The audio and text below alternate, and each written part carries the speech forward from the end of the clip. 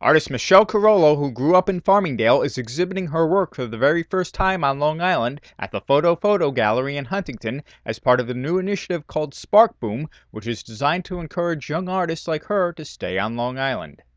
I went to art school. I have a bachelor's and I have a master's in painting and fine arts. I went to San Francisco Art Institute, so I have a pretty trained background in art, and I moved back here to New York to pursue my career in art. The world is different for young artists now, and we decided to try to do what we could to foster networking, careers, exhibition, and just art in your own backyard.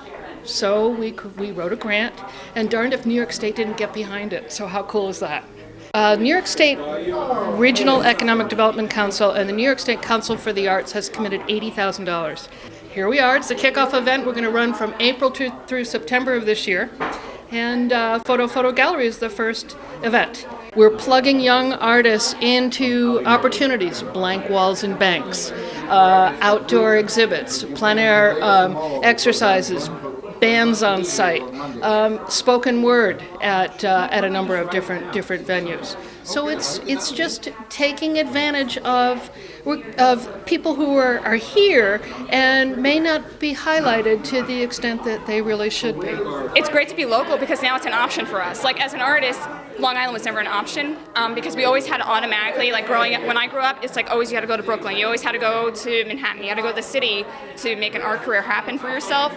Now Sparkboom might give us an opportunity to jumpstart our careers, as a young artist, to be able to start showing in venues in Long Island and then hopefully build up from there. My whole life I believed in mentorship and looking what's coming up behind us in arts and craft, and the initiative of Sparkboom is to keep young artists on Long Island, to show them that they are appreciated. Sparkboom is wonderful. It's just what we need here on Long Island. We have such amazing talent right here on our own island, and anything we can do to support that talent, encourage that creativity, and keep these talented individuals here on Long Island is just going to help our economy, it's going to help our spirit, it's going to help the future of Long Island.